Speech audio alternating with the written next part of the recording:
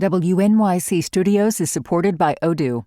When you buy business software from lots of vendors, the costs add up and it gets complicated and confusing. Odoo solves this. It's a single company that sells a suite of enterprise apps that handles everything from accounting to inventory to sales. Odoo is all connected on a single platform in a simple and affordable way. You can save money without missing out on the features you need. Check out Odoo at odoo.com. That's odoo.com.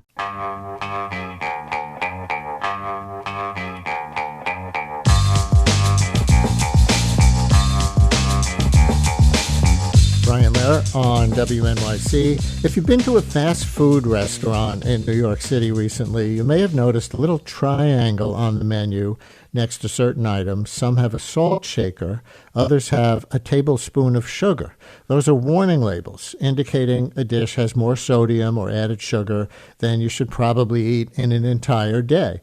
New York City implemented the country's first added sugars warning labels at chain restaurants last October. Meanwhile, the sodium warning labels were adopted back in 2015. Now, the health commissioner who oversaw the city's rollout of sodium warning labels is arguing for a set of bills that state lawmakers are considering that would put similar warning labels on junk food at chain restaurants across the state and limit how that food is marketed to kids. 3 bills. They're called the Sodium Warning Bill, the Sweet Truth Act, and the Predatory Marketing Prevention Act. And with me now to make the case for these bills is Dr. Mary Basset, public health physician, former New York City Health Commissioner and New York State Health Commissioner, and professor of practice of health and human rights at the Harvard T.H. Chan School of Public Health. Dr. Basset, always good to talk. Welcome back to WNYC. Thanks very much for having me, Brian. Pleasure to be here. By way of background, you were the New York City Health Commissioner when the city rolled out sodium warning labels back in 2015, the first policy of its kind in the country, I believe. So what does the city already have, and how would the sodium warning bill go further? Well, of course, New York City has long pioneered giving people more information about the food that they eat in fast food chains. That began with the calorie posting. That was back in 2006 under Tom Frieden and the Bloomberg administration, and followed later in terms of warning labels with a sodium warning label that you've just described. So New York City has done both of these things, warned about added sugar and warned about the added sodium in our diets. Both of these are important drivers of what we call diet-related diseases. They drive overweight, obesity, diabetes. They drive high blood pressure, dental decay, which having, dental caries has broader effects than just ruining your teeth. So these are important health issues and ones that are preventable. And that's why I'm very much hoping that the state acts to take these out of committee and bring the information that New York City residents already have to the rest of the state. Now, the predatory marketing bill really is an ambitious and important bill because it talks about how children are targeted, not just on television and in stores, but on social media, and encouraged to badger their parents for food. And this would empower the Attorney General to take actions to protect children from marketing foods directly to them that aren't good for them. And we'll talk about that in some more detail as we go. But listeners, do you pay attention to warning or nutrition labels on packaged foods or in restaurants? If not, why not? Or do you have a question or a comment on the 3 bills now before the New York State Legislature that our guest, the former Health Commissioner Mary Basset, is advocating for? 212-433 WNYC, 212-433-9692. You can call or you can text. Again, they are the Sodium Warning Bill, the Sweet Truth Act, and the Predatory Marketing Prevention Act. I want to get into whether these warning labels have any effect. I do see a 2023 study in the American Journal of Preventive Medicine found that added sugar warning labels reduce the likelihood that consumers would order high sugar items. But I also see that earlier real-world studies of New York City's sodium label found limited changes in what people actually ordered. So to what extent do you think these warning labels really change our habits? Well, the first thing to say about these is that having information is part of being a good democracy. If people don't have the information, they have no opportunity to use it. So I don't think that it's necessary to prove that there's a direct health impact, to argue that we should provide this information so that people can use it. It's available to them. And as you point out, the information has been mixed. There has been some evidence that the sodium warning labels have driven down rates of high blood pressure, and there's some evidence that, and this would include calorie posting, that people just go ahead and order what they usually order without paying attention to this. But the point here is that information enables people to use it, and without it, they don't even have that opportunity. So let me ask you about why the sodium bill hasn't passed yet, because I see that it's been introduced in Albany every session since 2015 and hasn't passed. Who fights effectively against it? Is there a lobby group for big sodium? Well, I don't know the specifics for the New York Act, but I can tell you that my experience in New York City is that big food is quite an adversary, much more powerful and with much more resources at their disposal than big tobacco. And they fought New York City on every single one of these bills. So, I expect that the basis of their contention will be much as it always was, that you're making us say things we don't want to say, and the other, that the federal guidance is enough for people. So I think that in general, the food industry has resisted these, and of course, predatory marketing would be a truly pioneering act, and I expect that would be contested. So while I can't tell you exactly what has happened in the New York State legislature, I would assume it's the same dynamics. So you don't have a take on whether this year might be politically different to allow it to pass? I would hope it is, because it's the right thing to do for public health. I mean, I think the measure that we should all use is whether these measures would advance public health, and it takes time. It took a while for the added sugar to be made into law in New York City. The state has the city to use as an example. It's not as though fast food chains have been driven out of business. So I'm hopeful that the legislature will act in the interests of New Yorkers. And I guess we haven't really mentioned this, but the adverse impact of too much salt, too much sugar, have been disproportionate. And that's why I wrote the letter to the caucuses of Black, Puerto Rican, Hispanic. I was just going to ask you about that, because, yes, your letter was to the Black, Puerto Rican, Hispanic, and Asian Legislative Caucus, urging them to prioritize this package of bills. So take us a little bit more into that, why it would be a particular public health interest to them. Well, because of the excess burden of these preventable chronic diseases that are diet-related among people of color. So, for example, Black, Latino, and Asian New Yorkers are about twice as likely to have diabetes as white New Yorkers. So diabetes is too common, and it's become increasingly common, driven largely by the obesity epidemic, but it's disproportionately occurs among Blacks and Latinos. So that's why I'm hoping that these representatives mindful of their constituencies and their obligation to protect them, will seize the moment and take these bills out of committee. Do you have a take as a public health expert on why those diseases are more prevalent in those communities? Well, there's a really substantially disproportionate marketing of these foods in these communities. When you think about it, fast food is often a good buy on a per calorie basis. There was a researcher at the University of Washington, and right now I just can't recall his name, but he told me made the statement that if you look at the weight distribution of your workforce, I'll tell you if they are making a living wage. So for low-income individuals, fast food may be a good buy. And people are not only pressed for money, they're pressed for time.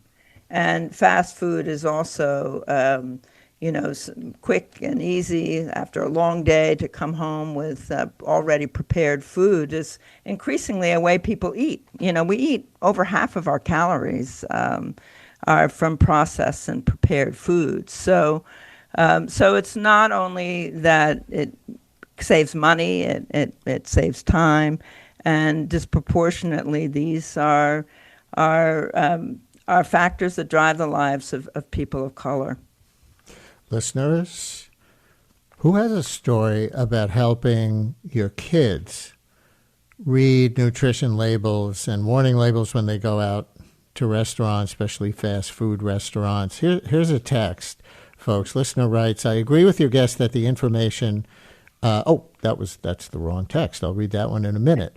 Listener writes, both of my son's 7th grade science teachers spent one class discussing food labels, ingredients, and expiration dates, and it made them and me aware of these things forever, writes Louise in Manhattan. So what about you, listeners? Because so much of this is aimed at children, as we've been discussing. Do you educate your kids about warning labels, about nutrition labels?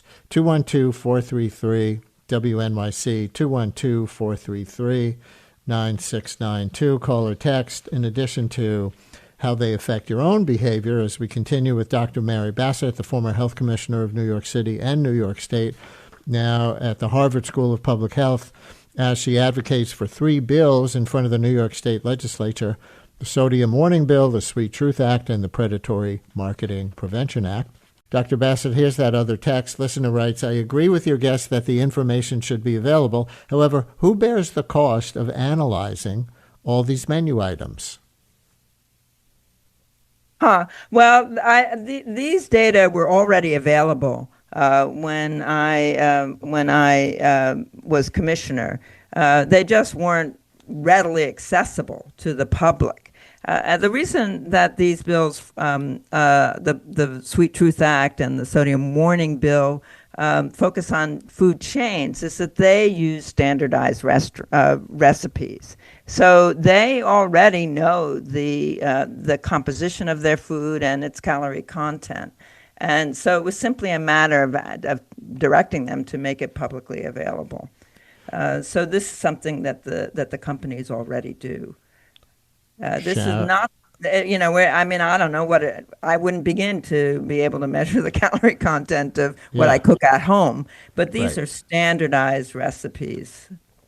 Sharon in New Rochelle, you're on WNYC with Dr. Basset. Hi, Sharon. Hi, thank you for taking my call. A couple of questions. One is, despite somewhat weak evidence on showing consumer purchasing habits with labeling, my understanding is that industry formulations have changed somewhat, and I have a second question. Yeah, no. Which is, I think England has been trying a 10-year plan of reducing sodium in the food system. It was kind of voluntary. I'm wondering if you know anything about the outcome of that.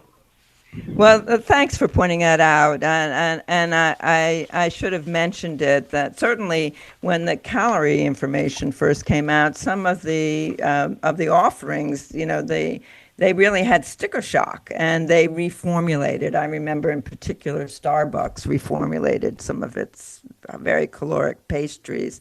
And the hope is always that there will be reformulation.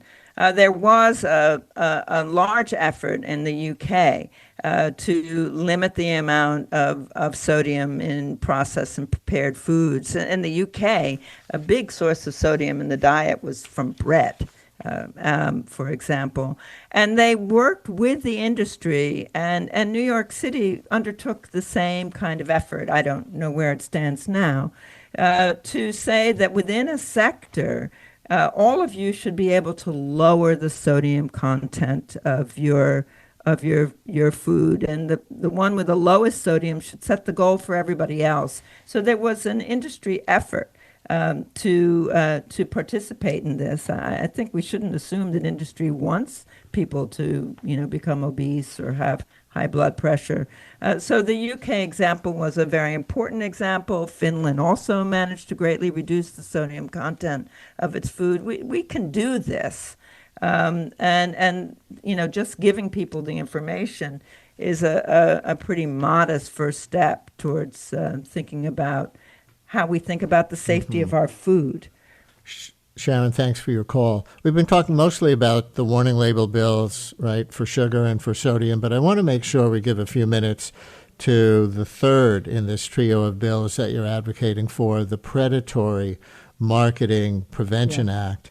Because I could argue that this would be more important than the product labeling ones, because labeling puts responsibility on the individual when what would really matter is something more structural to limit the power of the fast food or processed food industry with all its saturation, advertising, and marketing clout that you referred to before. Do you think of this at all in that way?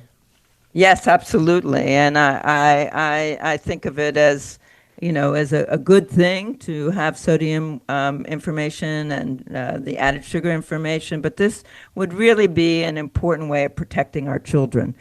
Remember that people's eating habits are established fairly early in life, and so from early childhood, kids are bombarded with messages about fast foods and encouraged to pester their parents to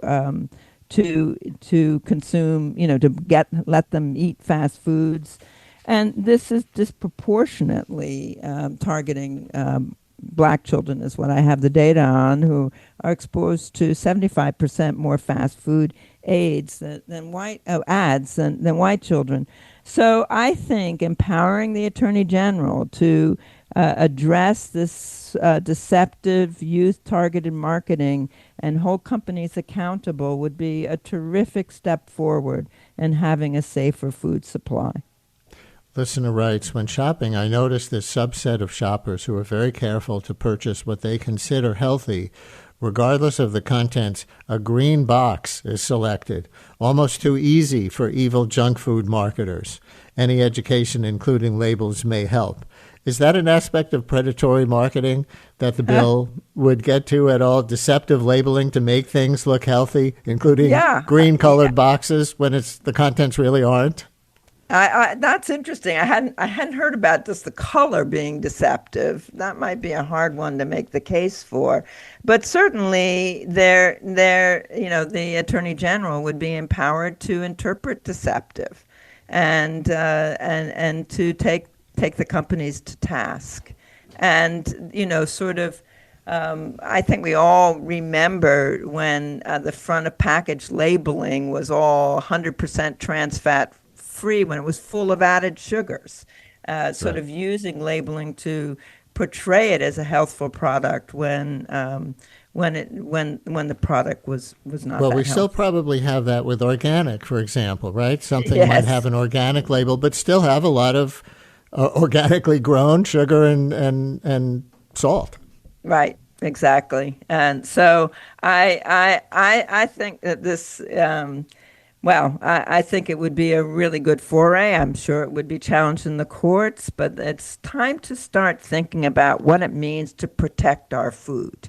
And for, decades, this meant making sure that the additives were safe or that it wasn't contaminated with bacteria. But now we have to think about, there being too much sugar, too much salt, too much of it, too caloric. And that should go into how we think about the safety of our food in modern times. One more call. Anna in Chelsea. You're on WNYC with former New York City and New York State Health Commissioner Dr. Mary Basset. Hi, Anna. Hi. Thank you so much for both of you for this conversation, all your work, both of you. Big fans of both of you. I just want to say I run a health literacy nonprofit that's based in New York City.